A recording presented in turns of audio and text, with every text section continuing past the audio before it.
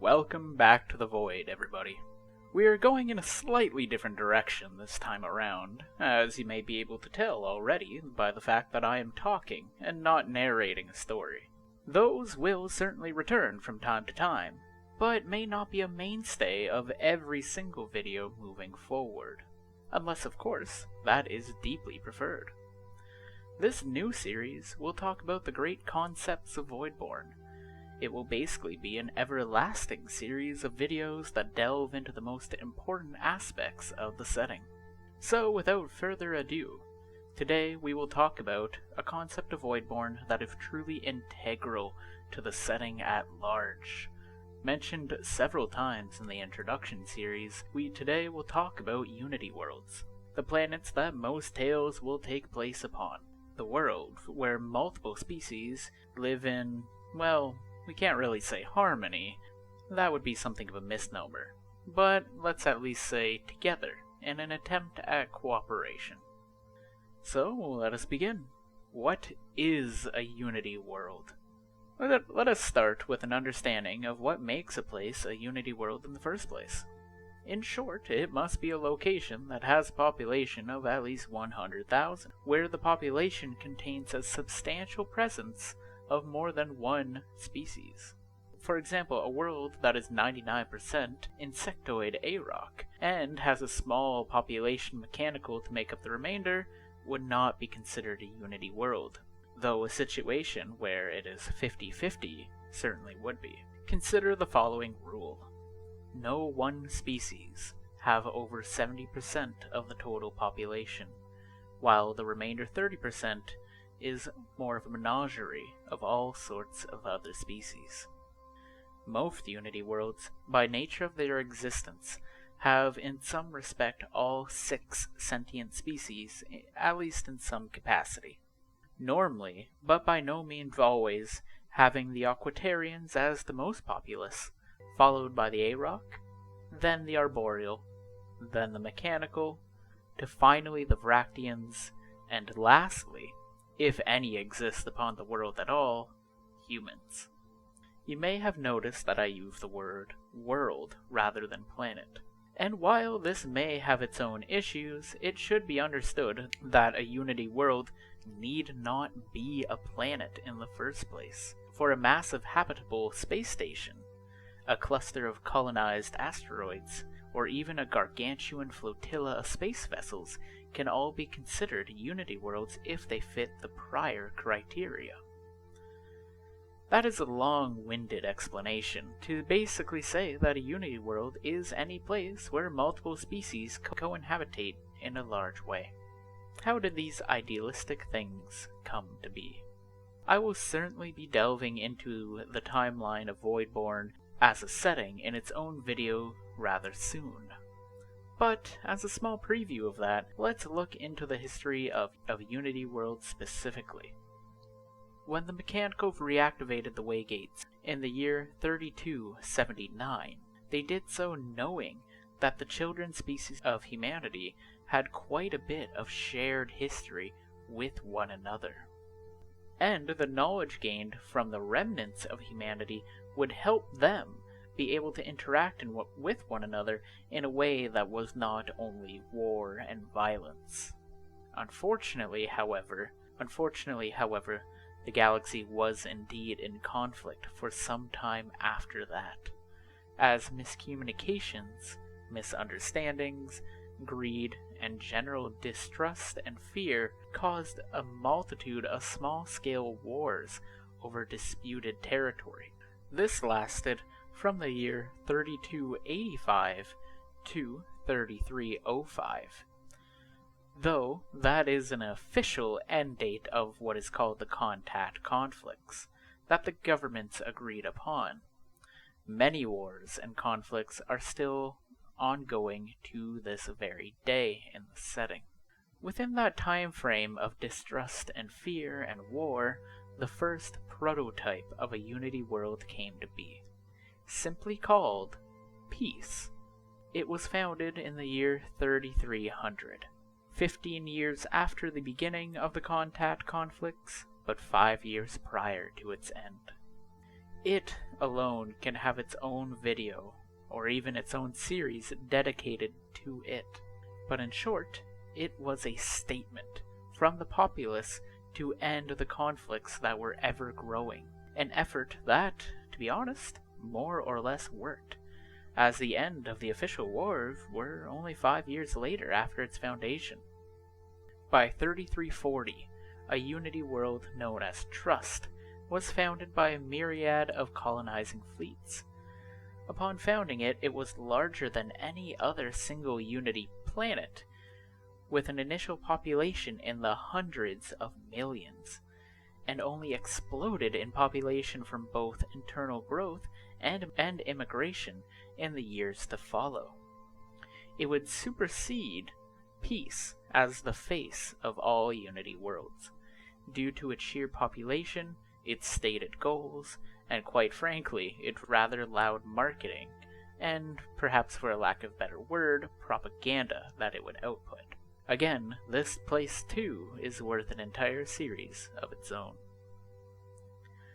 The current year of the setting is 3085, a full 100 years since the beginning of the Contact conflicts.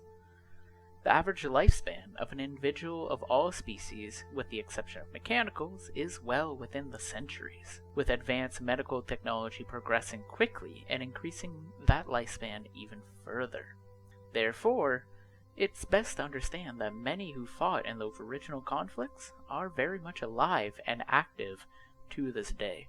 We know what a Unity world is now. We know where they came from. But how do they work? It depends on the world in question, truly, the population it has, and the area it is in. After all, a collection of loosely connected, habitated asteroids with a trade and defensive pact with one another certainly has different problems and goals than a single monolithic planet city in a border system between two incomprehensible, powerful factions. So we won't go too deep into the details, as I personally want to leave as much room open for discussion as well as creation from those who want to play around in this setting. I will say, however, that most Unity worlds lean into what they are. Democracy and equality is generally the status quo, as most of these places were founded on the principle of unity and cooperation. That isn't to say in several decades they didn't lose their way, however, and corruption is just as prevalent in our far future as it is now. From a practical standpoint, they will generally be designed in such a way that all species can easily exist. Thankfully, most species have similar needs and are more or less the same size and shape. But even still, these planets will do what they can to make adjustments to make it suitable for them all to live upon, and, by extension, will often be lacking in specific luxuries that may be found on more homogeneous planets. They, however, more than make up for that with the sheer amount of variety of technology and culture that is not only brought to these places, but also forms within due to mixing of many different ideas. Earlier I mentioned peace and trust, but there are hundreds of others. Peace was the target of a few conflicts from the very moment that it was founded. Simply put, many more aggressive factions did not like what they were attempting to do nor say. Peace fought against these attacks from several groups, and by the end, it still stood, though deeply, deeply wounded. It is seen as inspiration for those who support Unity worlds. It is horribly scarred, and the planet itself would no longer be habitable any longer without massive amounts of imports and, to be honest, charity. It was the shield that allowed others to prosper afterwards. In the current age, it is a historically significant place. It is a memory. Some still live upon it, of course, but it is a proud shadow of what it once was. Trust, on the other hand, is the opposite. Created in an era of, well, peace, it did not get so brutally attacked upon formation. It was planned and founded by many cooperating groups. It did not have a natural growth pattern, but rather a very planned and structured one. It was built to be the shining gem of what could be. Of course, many saw this civilization as it is, being planned for years, and had plenty of time to worm their way in to achieve their own selfish goals and gain power. Trust, despite being a single planet, have strong connection with dozens of other Unity worlds, and is seen as a power in its own right should it ever mobilize. The Hope system is perhaps one of the most well-known Unity worlds behind peace and trust, as it is the most naturally formed of all of them. It is not exactly a single planet, and more an entire system, with each of the dozen planets orbiting their star having names that relate to the Hope Star. It was founded slowly over the course of the Contact conflicts, and continued to be developed for the century after. It was founded by refugees running from the wars. This system is one of the most populated within the entire galaxy. Prosperity is one of the less idealistic Unity worlds, but by far one of the most populated and influential. Founded primarily by Aquatarians originally, within a system that contained a single planet and a massive asteroid belt, it quickly became one of the most powerful mercantile planets within the entire galaxy, being only rivaled by perhaps other home systems of other species.